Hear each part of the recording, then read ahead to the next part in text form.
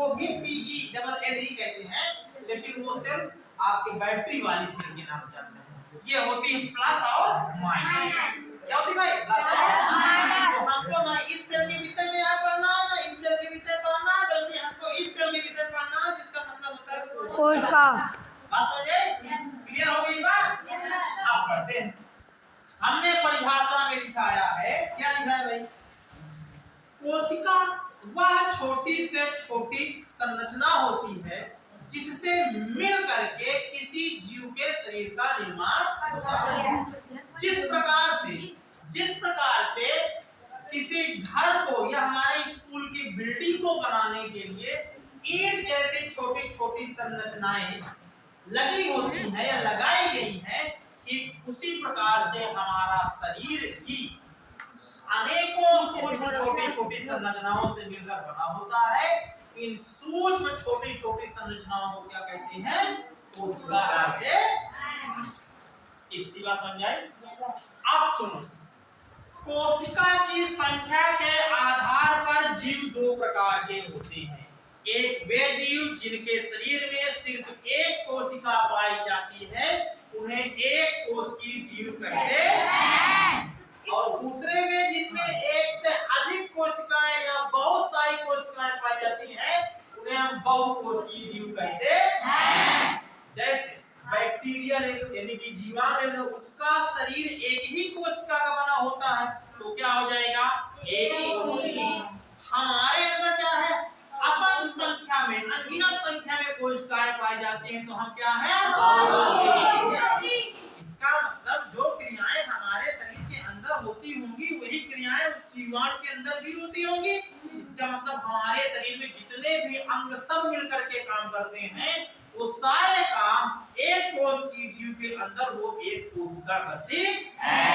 हमारे शरीर के अंदर पाए जाने वाले अलग अलग कार्यों के लिए विशेष प्रकार के अंग होते हैं।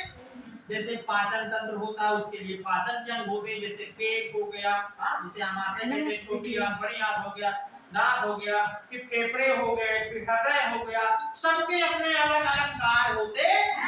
इसका मतलब कोशिका के अंदर भी अनेक ऐसी छोटी छोटी और संरचनाएं होंगी, अनेक ऐसी छोटी छोटी और संरचनाएं होंगी जो अलग अलग कार्य करती हैं। हमारे अंदर पाए जाने वाले इनको संरचनाओं को अंग बोलते हैं। क्या बोलते हैं? कोशिका के अंदर पाई जाने वाली संरचनाओं को कोशिकांग बोलते हैं। तो कोशिका के अंदर क्या पाया जाएगा भाई? क्या पाया जाएगा? कोशिकांग। जो क्या करेंगी? सभी कोशिकांग अपने एक निश्चित अलग अलग कार्य करेंगी। जैसे हमारे अंदर श्वसन का काम कौन करता है? फेफड़े। ऊर्जा उत्पादन का काम कौन करता है? माइटोकॉन्ड्रिया। भोजन पाचन वाला होता है। और उसको रक्त को प्रवाहित करने का काम कौन करता है? हृदय करता है। उसी तरीके से कोशिका के अंदर अलग अलग कार्य होते हैं, और ये अलग अलग कार्य जिन छोटी छोटी संरचनाओं से होते हैं, उन संरचनाओं को बोलते हैं कोशिका। क्या बोलते हैं? कोशिका। अब देखो, जब आप एक कोशिका की संरचना किसी किताब में देखते हो, वो प्रिंटिंग होती है और वो चित्र होता है इलेक्ट्रॉन माइक्रोस्कोप के द्वारा खींचा गया, तो हम यहाँ उतना अच्छा फिगर तो नहीं बना पाएंगे। फिर भी हम लोग क्या करेंगे? एक नॉर्मल चित्र, सिंपल सा गोला आकार बना देंगे और उसको मानेंगे क्या है भाई? कोशिका। क्यों? क्योंकि कोशिकाएं अलग अलग प्रकार की होती हैं। कोशिकाएं गोल भी हो सकती हैं, लंबाकार भी हो सकती हैं, अंडाकार भी हो सकती हैं, या अन्य प्रकार की भी कोशिकाएं हो सकती हैं। तो हम बनाते हैं गोल वाली कोशिका। क्या बनाते हैं भाई? गोल वाली कोशिका। गोल कोशिका बनाई देते हैं। ये क्या भाई? ये गोल कोशिका। हमने पढ़ा था, क्या पढ़ा था? कोशिका द्रव्य में मध्य भाग पर एक गेंद के समान संरचना होती है। इस संरचना का नाम केंद्रक होता है। तो सबसे पहले क्या बनाते भाई? ये केंद्रक बनाते। क्या बनाते? केंद्रक बनाते। क्या बनाते भाई? केंद्रक। इसके बाद हमने पढ़ा था इस केंद्रक की जो बाह्य झिल्ली होती है, जिसे केंद्रक झिल्ली कहते हैं, केंद्र कला कहते हैं, इससे निकली हुई कुछ अनेक झिल्लीनुमा संरचनाएं होती हैं जो इस कोशिका के बाह्य आवरण से जाके जुड़ी होती हैं। इनको बोला गया था द्रव्य अंतर्द्रव्य जालिका। क्या बोला गया था? अंतर्द्रव्य जालिका। अंतर्द्रव्य जालिका।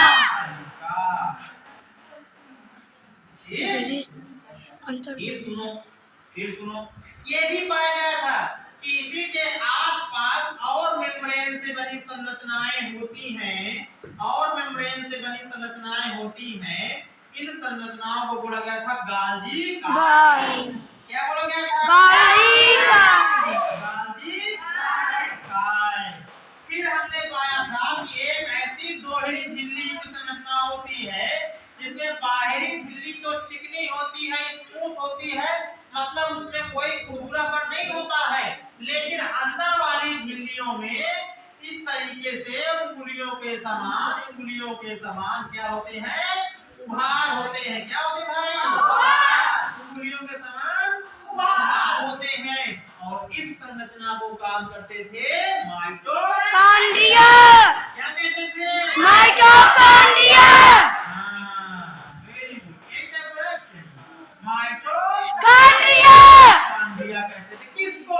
एक ऐसी संरचना जो दोहरी झिल्ली से घिरी होती थी, जिसमें बाह्य झिल्ली तो स्मूथ होती थी, किंतु आंतरिक झिल्ली जो होती थी उसमें फिंगर लाइक तमाम प्रोजेक्शंस होते थे, तमाम उभार निकले होते थे, और इसको कहते थे हम माइटोकॉन्ड्रिया।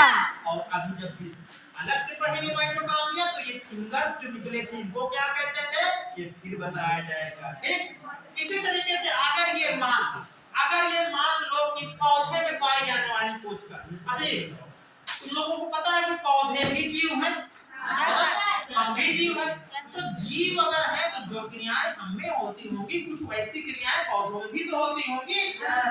तो फिर समानता और असमानता कैसे आ गई? हम देखते हैं कि पौधे हरे भरे होते हैं, हरे भरे होते हैं का?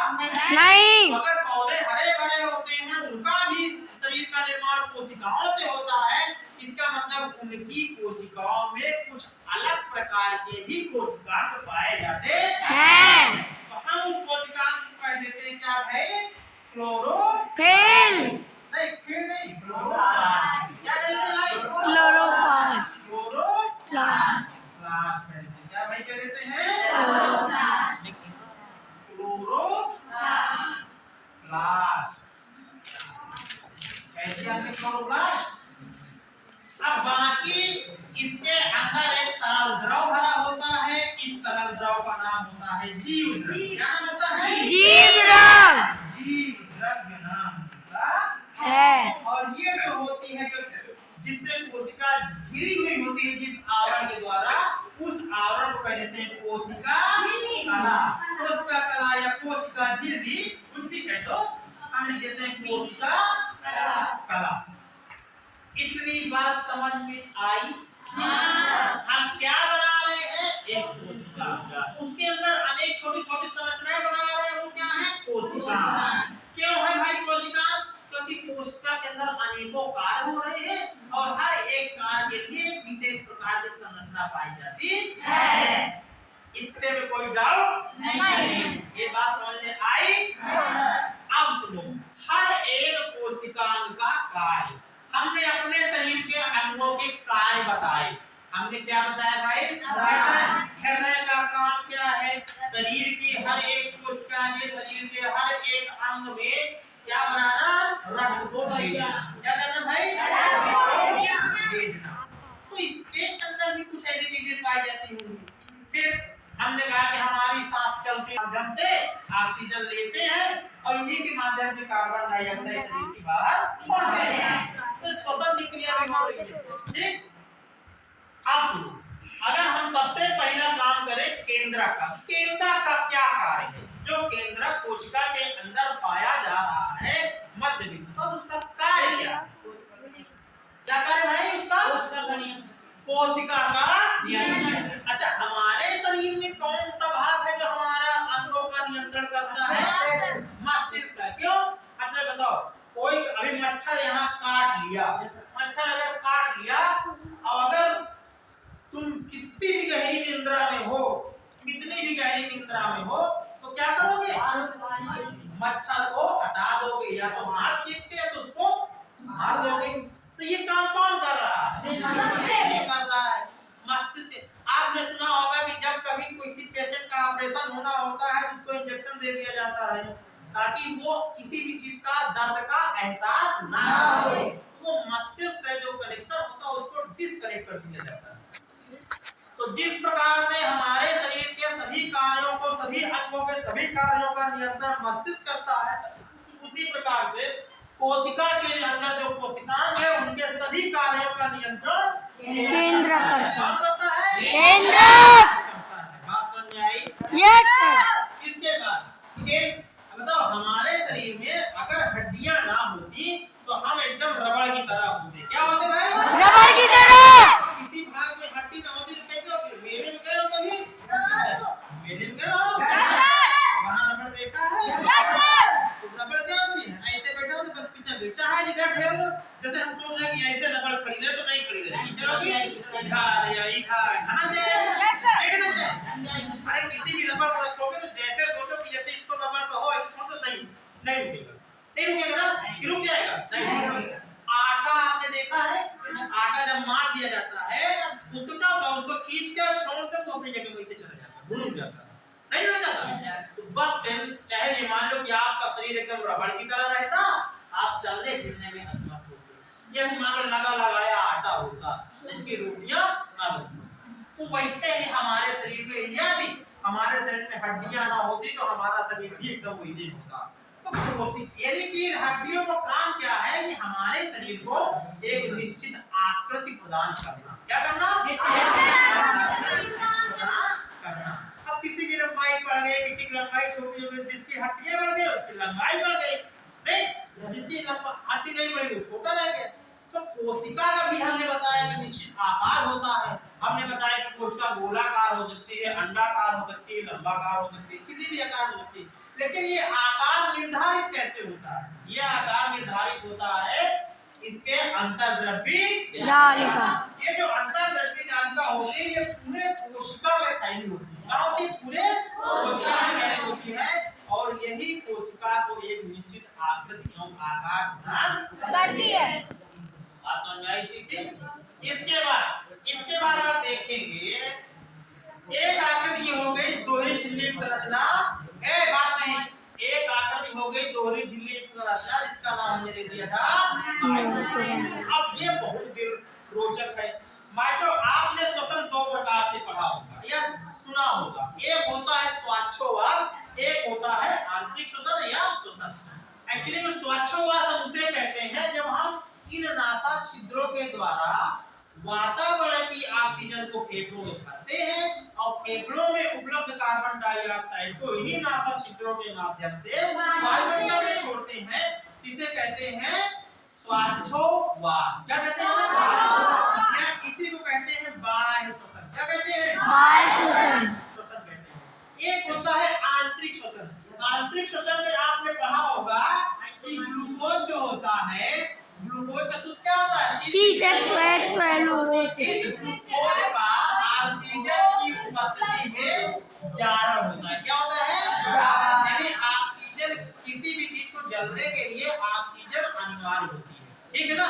तो ये ग्लूकोज जो होता है ऑक्सीजन की उपस्थिति में जलता है और बनाता है कार्बन डाइऑक्साइड प्लस H2O, और इससे निकलती है ऊर्जा। क्या निकलती है? ऊर्जा। जब भी कभी आपको शोषण पढ़ाया जाएगा तो ये रिएक्शन, ये अभिक्रिया दिखाई जाएगी। ये अभिक्रिया होती है इस माइटोकॉन्ड्रिया। क्या होती है? और इस अभिक्रिया में क्या निकलती है? ऊर्जा। क्या निकलती है? ऊर्जा। और इसी ऊर्जा का उपयोग माइटोकॉन्ड्रिया से लेकर के जितने कोशिका के अंदर है सब अपने दैनिक कार्यों में करते हैं। अगर कोई काम करना होता है तो ऊर्जा की आवश्यकता होती है कि नहीं होती? नहीं होती है। अगर तुमको 9 दिन व्रत रख दिया जाए, 10 दिन व्रत रख दिया जाए, कुछ खाने पीने को दिया जाए, कह दिया जाए 7 घंटे यहाँ पढ़ाई करो, करोगे? नहीं। मन लगेगा? नहीं। इसका मतलब कुछ भी काम करो ऊर्जा की आवश्यकता पड़ेगी। ऐसा नहीं है कि गुरुजी बैठने से सोने से ऊर्जा की जरूरत नहीं होगी, सोने में भी ऊर्जा की आवश्यकता पड़ती है। तो इस जो कोशिकाएं है इसके अंदर तो कुछ ना कुछ तो कार्य कर रहे हैं ना, तो कार्य करने के लिए उनको ऊर्जा चाहिए ना। वो ऊर्जा कहाँ बन रही है? माइटोकॉन्ड्रिया में। माइटोकॉन्ड्रिया से भी ऊर्जा सब लेते रहेंगे। तो बताओ, जिस प्रकार जैसे पंखे चल रहे हैं, लाइट जल रही है, घर में टीवी कूलर चल रहा है, तो ये बिना ऊर्जा के चल रहे हैं क्या? नहीं। ये कौन सी ऊर्जा है? विद्युत ऊर्जा। विद्युत ऊर्जा। ये ऊर्जा तुम्हारे घर में बनी, तुम्हारे नाना ने बनाई थी? नहीं। कहाँ से आई? Power house. कहाँ से आई? Power house. पावर हाउस वाले का पैदा किए थे कहाँ? नहीं। ये बात कहाँ से आई? बड़े बड़े प्लांट लगे हैं वहाँ से आई है। अब उन्होंने क्या किया? उसको स्टोर कर रखा। क्या कर रखा उसको? स्टोर। आवश्यकता अनुसार उसकी सप्लाई करके आपके घर तक भेजी जाती है। तो बताओ, जहाँ से आपके घरों में ऊर्जा आती है उसको क्या कहते हो? Power house. क्या कहते हो? Power house. क्योंकि वहाँ से बिजली के रूप में ऊर्जा आती है, उससे बिजली का पावर करते हैं। और यहाँ कोशिका के अंदर जो ऊर्जा माइटोकॉन्ड्रिया में है, तो इसको तो इसके कोशिकांग ही उपयोग करेंगे ना। तो हम कह सकते हैं कोशिका का पावर हाउस माइटोकॉन्ड्रिया को कहते हैं। तो एक क्वेश्चन पूछा जाता है, ये बताओ कोशिका का पावर हाउस किसे कहा जाता है? माइटोकॉन्ड्रिया। अब क्यों कहा जाता है? क्योंकि ये सभी कोशिकाओं को आवश्यकता अनुसार ऊर्जा देता है। अच्छा, ये ऊर्जा कहाँ से पाता है? ये ग्लूकोज का जारण करता है। ग्लूकोज के जारण से क्या बनती है? ऊर्जा। चलो दूसरी तरफ, कभी कभी होता ये है, जैसे हम मास्टर आदमी हैं, हम खेती बाड़ी नहीं करते, तो मास्टर को क्या मिलता है? पैसा। क्या मिलता है भाई? तो पैसा मिलता है तो क्या हम पैसा खाएंगे? नहीं। हम पैसा खाएंगे नहीं। क्यों? क्योंकि पैसा खाने के पचाने का कोई अन्याय नहीं है। अगर पचाने का कोई अन्याय होगा तो हम पैसा नहीं खा लेते। तो अंत में हम खाएंगे क्या? सरकार हमको जितना पैसा दे हम खाएंगे अनाज। क्या खाएंगे? आप बताओ, अगर सरकार ऐसा कर दे कि हर जैसे 50-60 हजार रुपये हमको मिल रहा है और कह दे गुरुजी हर महीने की लास्ट तारीख को आपको एक ट्रक या एक ट्रैक्टर भर के गेहूं दे दिया जाएगा, तो हम कहाँ लेके टहलेंगे गेहूं को? नहीं, समस्या होगी ना, नहीं लेके टहल पाएंगे ना, हम अपने घर ले जाने में समस्या होगी नहीं होगी। तो हमें क्या करती है सरकार? पैसा दे देती है। और हम क्या करते हैं? जो चीज खाने की मन होती है उसको उससे खरीदें। अब यहाँ ऊर्जा बनती रही, इनको आज की डेट में जरूरत नहीं है, आज ज्यादा जरूरत नहीं है, काम ज्यादा नहीं है, तो नहीं है जरूरत। ये ऊर्जा व्यापार के लिए जाएगी, तो ये भी ऊर्जा क्या होगी? एक बॉन्ड के रूप में, एटीपी के रूप में, इसे कहते हैं एडिनोसिन ट्राइफॉस्फेट। क्या नाम इसका? Adenosine triphosphate. सर फोन आ रहा है। रूप में ये पैसे की तरह काम करती है। इस रूप में क्या हो जाती है? यहाँ पे इकट्ठा हो जाती है। सर फोन आ रहा है।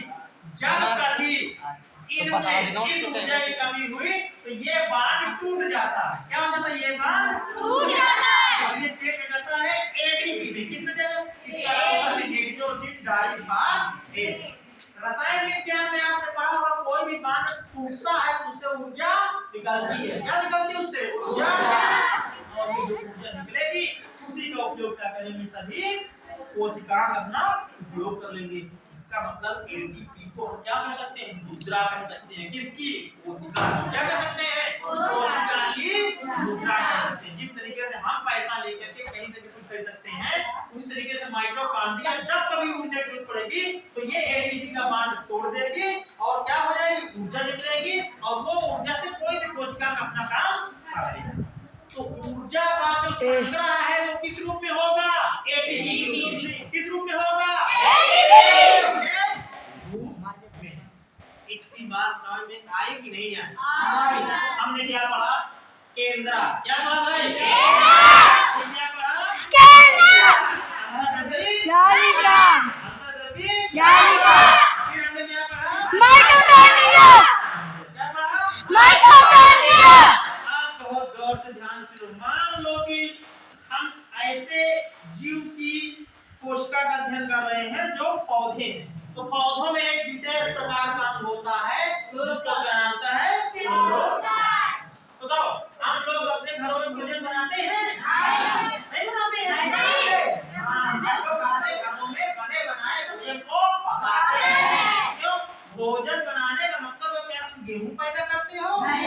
चावल के दाने पैदा गेहूं के दाने पैदा करते हो? नहीं। क्या करते हो? बने बनाए गेहूं को तुम पकाते हो, रोटी बनाते हो, चावल उबालते हो, पकाते हो, ये सब करते हो? करते हो नहीं करते? लेकिन ये लोग ये काम नहीं करते हैं। ये तुम्हारी तरह दूसरे किए हुए कार्यों को नहीं ले लेते हैं। ये क्या करते हैं? ये खुद गेहूं के दाने बनाएंगे, ये खुद चावल बनाएंगे। कोई फैन को क्या हो और गया? और पेड़ पौधे अपना भोजन स्वयं बनाते हैं और अधिक भोजन बना करके क्या करते हैं? इकट्ठा कर लेते हैं और उन्हीं के इकट्ठा भोजन का संसार के समस्त जन भोजन करते हैं। बात समझ में आई? तो हम लोग क्या करते हैं कि दो रोटी कम बनाना पड़ता है, ज्यादा लड़कियां खास तौर पे। ओए अगर ब्रजेश, चार रिश्तेदार ब्रजेश, आ गए, मान लो फैन। कि बीबी सिंगार तुम्हारे घर में आएंगे, बंद हो पहले गया। समस्या आ जाए कि रोटी कौन बनाएगा। अपने लिए तो बना लेंगे, ब्रजेश। अब डीपी सिंह के लिए रोटी, क्योंकि ब्रजेश, उसका रोटी खाना ब्रजेश, कौन बनाएगा कि रोटी? ब्रजेश। लेकिन पेड़ पौधे ये काम देख। नहीं करते हैं। शांति से बहुत शोरगुल नहीं करना, नहीं बहुत मारेंगे। तो ये क्या करते हैं भाई? अच्छा, ऐसा कोई हमारे अंदर चीज भी नहीं है, ऐसी कोई चीज भी नहीं है। अब इसको थोड़ा मिटाते हैं। खाना बनाने के लिए बताओ क्या चाहिए? घर में जो हम खाना पकाते हैं उसके लिए क्या चाहिए? उससे पहले तो कच्चा पदार्थ चाहिए। क्या चाहिए भाई? अच्छा नहीं, कच्चा पदार्थ। इसके बाद कच्चा पदार्थ के अलावा पानी चाहिए। चाहिए क्या? चाहिए पानी। और पानी के बाद क्या चाहिए हमको? ईंधन, ईंधन। क्या चाहिए भाई? ऊर्जा। ये चीज चाहिए कि नहीं चाहिए? और इसके बाद एक चीज चाहिए, कोई स्थान। अच्छा, तुम्हारे घर में जो भोजन बनता है, एक दिन शौचालय में बन जाता है, एक दिन बेडरूम में बन जाता है, ऐसा बनता है क्या? एक विशेष घर में स्थान होता है जिसका नाम होता है, क्या नाम होता है? तो पेड़ बात एक बात कहने के उसको सुन लिया। तो पेड़ पौधों के अंदर भी एक विशेष स्थान होना चाहिए ना। ऐसा नहीं कि यार माइटोकॉन्ड्रिया तुम खाना बना रहे हो हम बीमार, ऐसा नहीं होता। ठीक, तो एक विशेष स्थान कौन होता है? क्लोरोप्लास्ट होता है। एक विशेष प्रकार का अंग जिसका नाम होता है क्लोरोप्लास्ट। तो ये क्लोरोप्लास्ट होगा यहाँ, जो हमारे घर में किचन है वो पौधों के अंदर क्लोरोप्लास्ट। क्या है? क्लोरोप्लास्ट। फिर ऊर्जा के लिए हम लोग ऊर्जा या तो गैस जलाएंगे या तो लकड़ी जलाएंगे या तो कोयला जलाएंगे। ये ऊर्जा का ये काम नहीं करते। ये क्या काम करते हैं? सूर्य की ऊर्जा का इस्तेमाल करते हैं। और सूर्य की जो ऊर्जा का इस्तेमाल करते हैं वो एक विशेष प्रकार का वर्णक होता है जिसका नाम होता है क्लोरो। क्या नाम होता है? क्लोरो। आप लोगों ने देखा होगा घरों में सौर ऊर्जा के